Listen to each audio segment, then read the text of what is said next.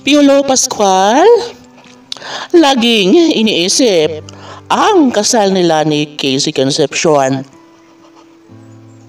Magtagumpay kaya ang aktor?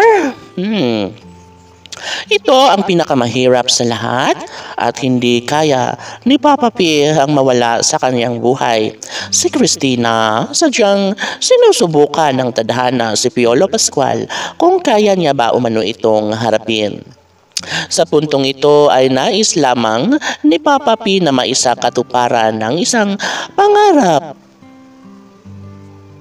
na talaga nga namang makapagbibigay kaligayahan sa kanyang puso't isipan maging sa taong bayan.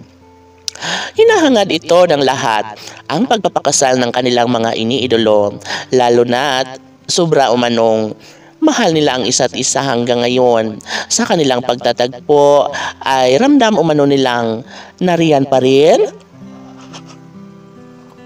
ang mainit na pagmamahalan na nararamdaman ni Cristina para kay Papa P, ganun din si Papa P para kay Cristina.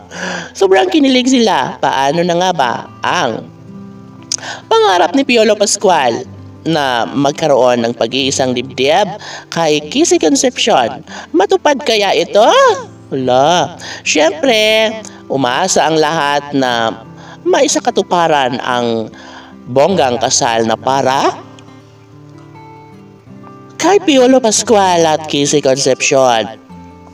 Hindi natin malalaman kung hindi natin susubukan. Sabi nga ng taong bayan na dapat ay i-push lang ni Piolo Pascual ang laban na ito sapagkat nasa kanya lang din naman ang kasagutan. Dahil alam ng taong bayan na nariyan lamang si Cristina na handa sa pag-ibig ni Piolo Pascual.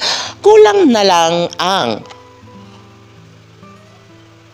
pagpupursige ni Piolo para maabot ang kanyang pangarap na makapiling habang buhay si Papa P ni Cristina. Of course, lahat naman ay naghahangad at nangangarap na sana'y balang araw ay maisakatuparan ang pangarap na talaga nga namang nais na ibigay para sa pagmamahalan ni Papa P at Cristina. Kahit minsan ay hindi nawawalan ng pag-asa si Papa P. Alam niyo ba kung bakit? Dahil may ipinangako si Cristina na papakasalan din bandang huli si Papa P. KCPG Fanatics laban!